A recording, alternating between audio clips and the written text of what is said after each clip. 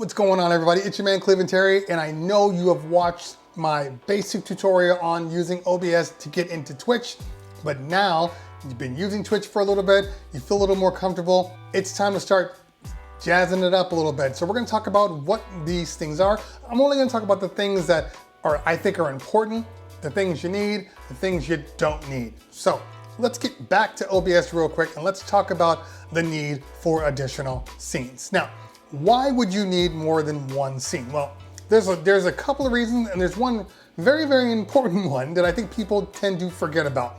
And that is, you need a pee break scene. You need some scene that you're having an emergency, for whatever reason you have to leave your DJ booth to do. You need something that's going to be shown instead of them seeing an empty DJ booth. For me, what I would do is I would just make a new scene. So let's head over here and let's add a new scene, and we're gonna call this scene break. We're gonna hit OK. We're gonna go back to source, and we don't need a video source now because, well, we're not showing ourselves. So we're just going to take some background video. We're gonna head over to media source, and we're gonna call this break background. And it's gonna open up a search box. We're gonna browse over to my stream media. Now, in my background videos, I have all of these options here. So we're gonna take this Tropo 140, and we're going to click on the loop. Make sure you click the loop. Very, very important to click the loop. Okay, we're gonna hit OK, and now it's full screen. So you've essentially hidden your camera, but you don't want to just have this. So we're gonna add a logo in real quick. Take an image, and we're gonna call this logo. I already have a new logo, so we're gonna go back to logo. Make sure that your logo is a PNG. That way it's a transparency, so when you put it on there, it doesn't get in the way of the background. Hit that, and then hit OK. Now it should be too large for the screen, and it is. So if we just right click, go down to transform, this is the easiest way, by the way, and then just say fit to screen. Now it's the same size. If you think it's too big, just shrink it down a little bit and then recenter it. So now we have our scene. So if we are DJing on this side and then something has to happen, we can move right over to here and they see this. Now, one caveat to creating any new scene, okay? And that is, make sure that your audio source is listed in the scene. Because I've done this before where I've created a whole new scene, hit the break, went off, and people were like, hello, where's the sound? Because I forgot to put the audio back in. So make sure that you go back in here and then you add into your audio source.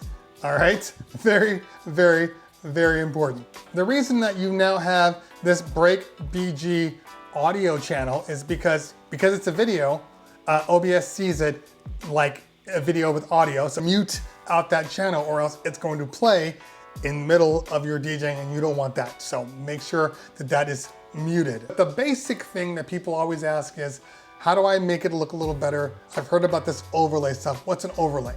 Well, an overlay is essentially a layer that fits over your screen, hence overlay. So you have your camera layer right here, and then you have your picture layer and whatever else goes on top, like Photoshop. If you've ever used Photoshop, they operate in layers. So each layer, the layer that's at the top is the one that is seen before the layers that are on the bottom. Those get hidden. So the bigger the stuff is, the more potential things get hidden away. So we're gonna create some layers right now. So now, if you wanna create a stylish overlay, you're gonna need to make one. Now, I'm sure a lot of people have seen my Twitch layout. Now, this is my Twitch layout, and what I've done is I have my standard background, okay? And then I have this open cutout for my camera. And then I have, where you can see this cutout right here, which is technically going to be in the way of the camera. Then I've created a secondary layer that's gonna go on top of my actual layer. So I'm gonna have essentially two layers, one base layer, then my camera, and then a third layer with the rest of the image assets.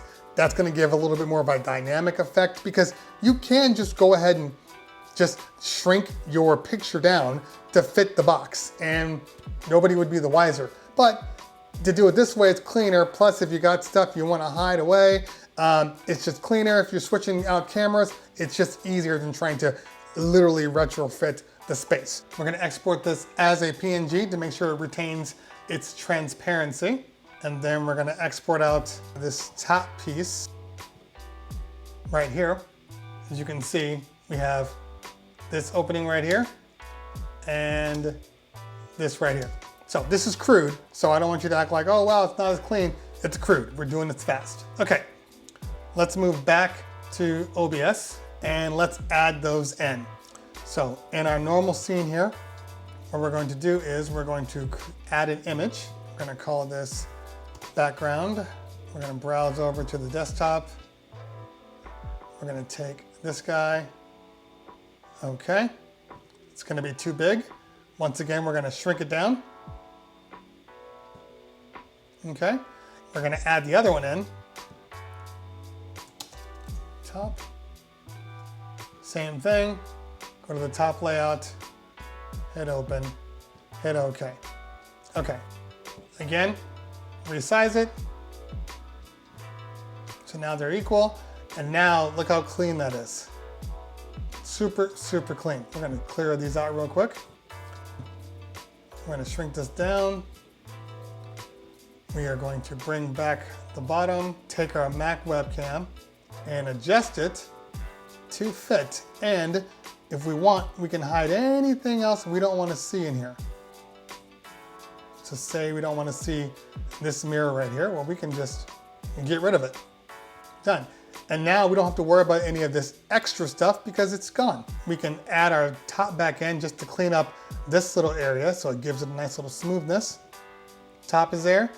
Now we're good. That's the basics of creating your scene, adding a little pizzazz. You can do this with any type of image. All you need to do is take it into Photoshop and then cut out the area that you don't want and you're good to go. I've done this with green screen.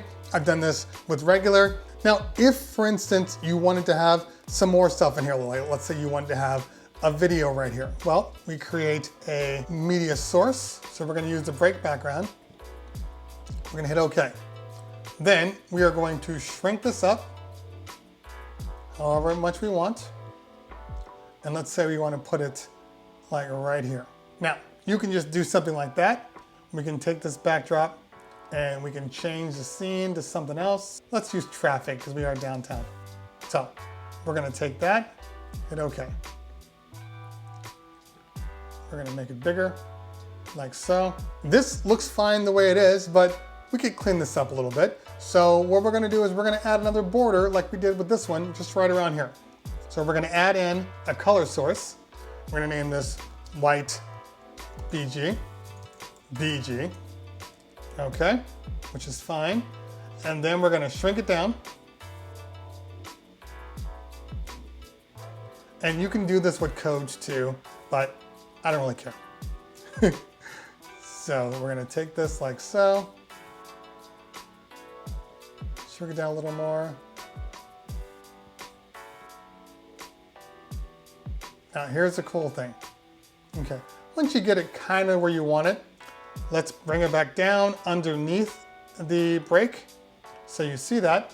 And then what we can do is we select this, you hold down the Option key, and now you can move this and shrink it down very easily. Just keep holding the Option key down. And you can get yourself a nice box without trying to resize it perfectly. And if it's still not exactly, you can bump it down just a hair with your arrows. All right, that's close enough. I think that looks really, really good. So now you got some visuals, you got this thing on a loop, it's nice and clean. Now, if I go to my break scene because I changed the other one, yes, it's gonna show that. But I'm just giving you examples right now, okay?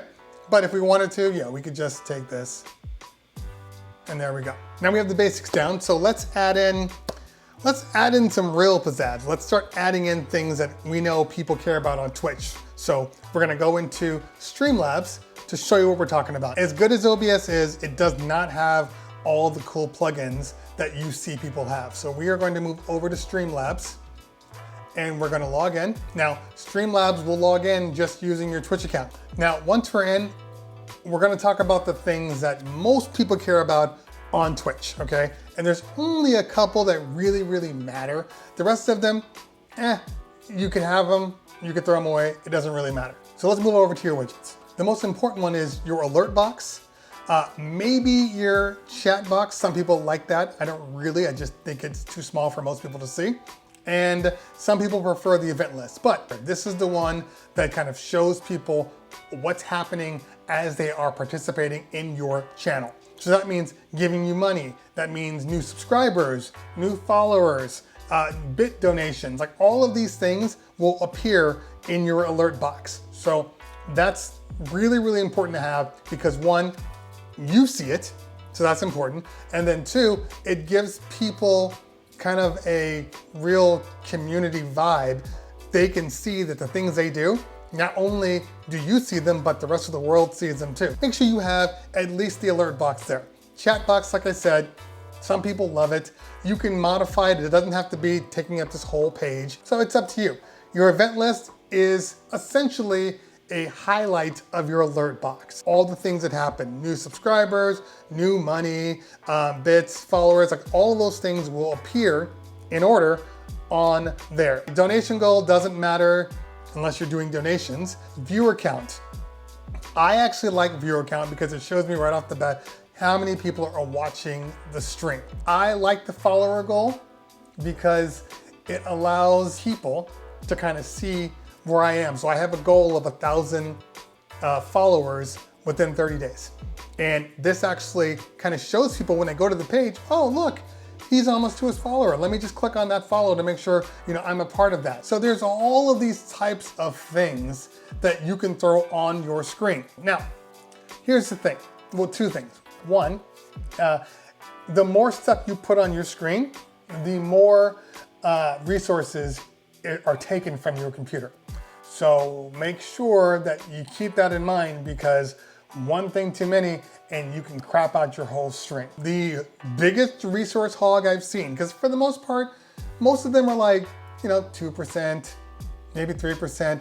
The biggest one is the emote wall, and that's the most popular add-on. Now, what is the emote wall? Essentially, it allows anybody that's throwing emotes on your page, which is essentially a emoticon, it will show all of the emotes like blowing up on your page. So it just makes it look like this chaotic thing, but sucks the life out of your computer. The emote wall takes like 20% of your processing power to run. So I have stopped using my emote wall. Now, you can have your emote wall up, and essentially if you decide that you don't want to run it, you can mute it and it will take less of your processing power away. It's still sucking processing power, but not as much. But when it's on, it's a killer. So keep that in mind that when you're doing the emote wall, maybe you have a scene that's just emote wall and then you make kind of a big scene while you're DJing, like, all right, everybody, we want everybody to throw all your emotes, throw your favorite emotes at me right now, go to your next scene, and it's only the emote wall, all the other things are off of there. That way you're not killing your processor. You can choose whatever you want. This is not about me, it's about you. I have the things that I like, but other people are gonna wanna throw things up that make sense to them. If you are using Streamlabs, you can actually go into your sources and then just add the alert box right into there. This is what I was talking about in the previous video about the difference between Streamlabs and OBS. Streamlabs has it built in. OBS, you need to add it as a browser plug, basically. So once you click on alert box, you can customize it however you want. Now, the alert box is transparent, at least it was for me. Okay, it is transparent, so you don't have to worry about that. But you can change the way the text looks. You can change how it appears. You can change lots of different things. We're not gonna go too much into this, but it's very customizable. Once you've customized it to the way you want to, all you have to do is copy the widget, like so, and then go to your OBS. We're going to add a browser source, and we're gonna name this alert box. Okay, and it defaults to the OBS project, doesn't really matter. We're just going to paste in the source, hit OK, and now this box right here is your alert box. So we can shrink it up to make it fit in the window because I like to have mine kind of showing right around me. So we're gonna test it. Let's test the follow.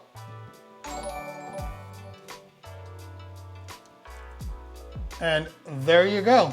So let's go back to the alert box and let's customize what you see on screen, because I know a lot of people, the default one is their little green monster thing, but we can change that. All we need to do is go to the follow button right here, and then we drop down to image, and then we can change the media to anything we want.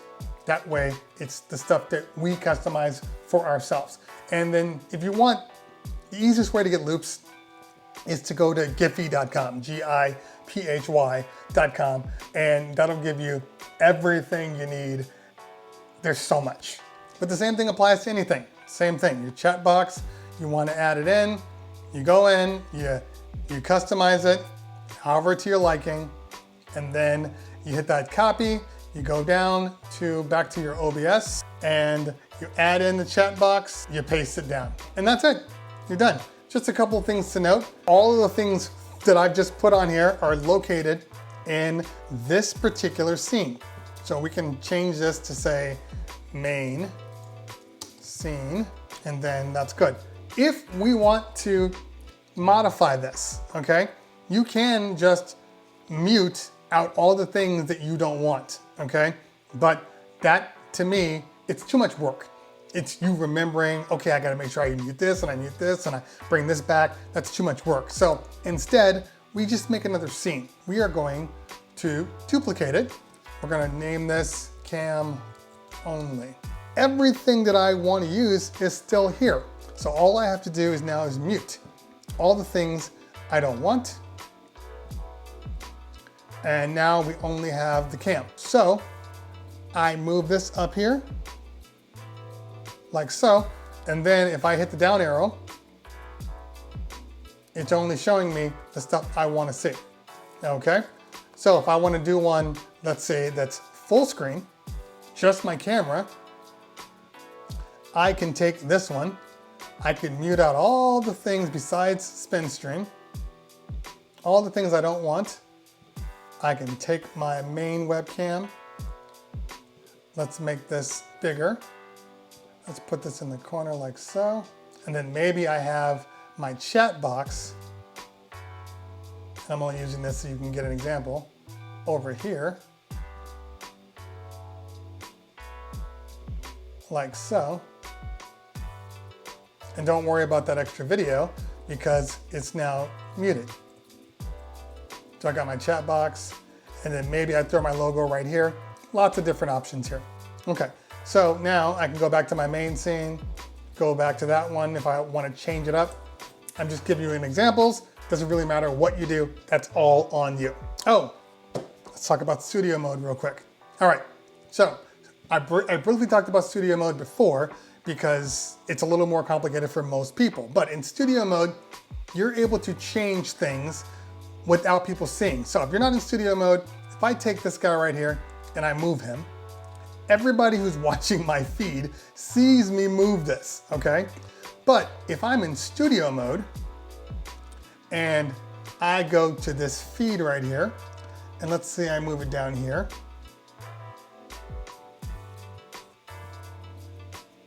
people are only seeing, they're still seeing this. But the moment I hit transition, now it's been moved. So if I need to add some sort of text or anything like that, text,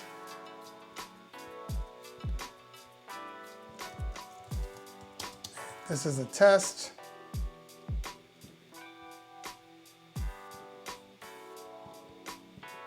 Okay. Actually, we're gonna make this big font. I don't wanna mess around. Always start with a bigger font and then shrink down because it'll mess up the way it looks. So as you can see, I can move this around shrink it down. Keep that there, like so. And then when I hit transition, now it's up there. That's the reason why you'd want to use Studio Mode, okay? Once you're done, you can get back out of it and do it the same way. Oh, I guess one other thing, let's talk about multicam, because that question is going to come up, and even though it's pretty straightforward here, some people are going to ask it anyway. So the way to do a multicam, same way as adding another source. You just want to add it in with a video capture device. We can still use the same Mac webcam just because, and we're going to say okay. We're going to shrink it down. We're going to put it here. Now, this is the same thing as if you were using a secondary camera and you wanted that secondary input. Done. There's your secondary camera. And let's mute out this background right here. And you're good. Now, for instance, if you want to have your secondary camera in this main screen right here, you would create a secondary scene and then you would swap them. And then that way you can go back and forth between each scene without having to do anything manual. And then that's it, guys. You're done. All right, I think we hit basic, we hit intermediate. I think you guys have all you need. If you have any more questions, just throw them down in the comments below. If you found what I did here useful, hit that like button. If you found what I did here really useful, hit that subscribe button. Make sure you follow me on the Instagrams and the Twitters. Guys, always a pleasure. If I don't talk to you later, we'll talk soon. Peace.